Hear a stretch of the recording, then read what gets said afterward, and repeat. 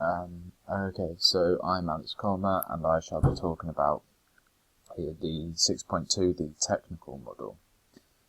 So, first part would be the box out of the technical model of the rebound. So the first part, you'd be boxing out the player, so you would need to get in front of the player and then hold your arm and then pivot round into the player, making sure that your arms and legs are around the player, so it's like much more difficult for them to get to the rebound before you, and so that you can keep the player back so as maybe someone else could get it before them on your team.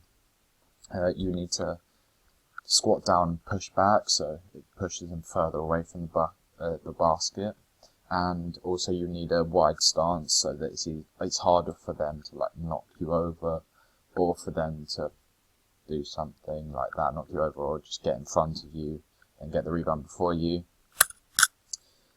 So yeah, that's the phase of a box out. And then the rebound, you would need to get in front of the player, so that would be boxing out. You would be in front of the player.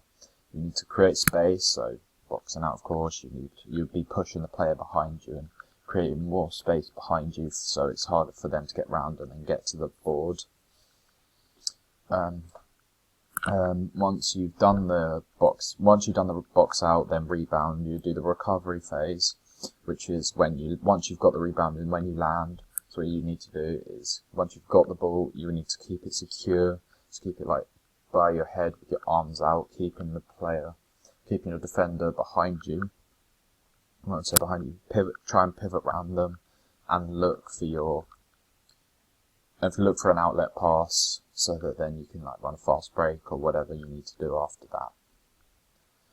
So there are 3 phases of a box out. There's preparation, execution, and recovery phase.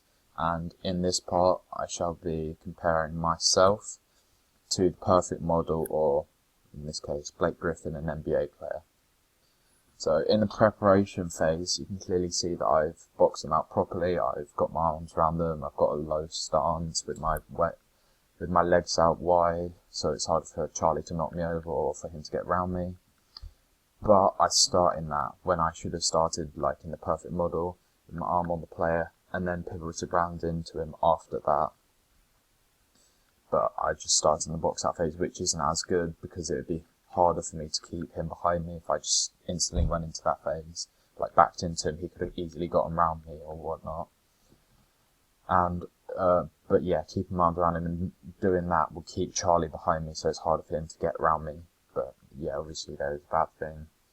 And also, like, I've done a good thing of like pushing Charlie behind me, so keeping him further away from the basket. So then again, it's harder and harder for him to get to the bucket. And then there's the execution phase, which is the rebounding phase.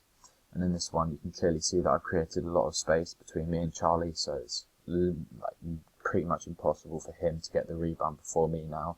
And you can clearly see that I've got it instead of him, like the perfect model where like Griffin has got the rebound and there's like space between him and his defender. But in my video, you can clearly see that Ewan is in the way, so it's like not as good because you can't really see what I've been doing, and this is like the best picture I could have got out of my video. So yeah, that's a very downside compared to the perfect model, where you can see that like everything's clear. You can see the basket, the player, the defender, and all that. Also, you can see that in the perfect model, they're always looking like where the ball is and keeping it above their head, like in my one, which is good because that means that you can't see like anyone like come and steal the ball or someone like trying to slap out your hand or something. So keep it above your head and keep it secure. Like me here, I've kept it above my head and I'm looking like where people's hands are going and seeing all this to make sure that everything's secure and no one's going to steal the ball off me.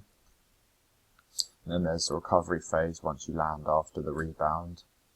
You can clearly see that I've got down into a good position and I'm looking round, like trying to see where my outlet pass would be. Like in the perfect model, you can see Blake Griffin's looking at his outlet pass after he got his rebound and keeping his defender behind him. Like me, I'm keeping my defender well behind me so that I can easily pivot around and look and pass the ball out.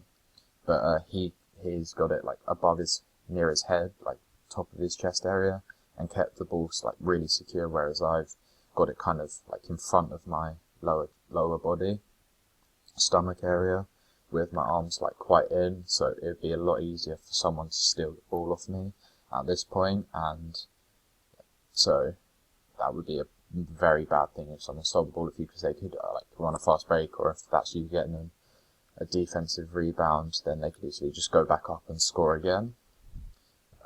Yeah, those are all the phases of a box out and what a box out and rebound is. And that is the 6.2 technical model by Alex Colmer. Thank you for watching.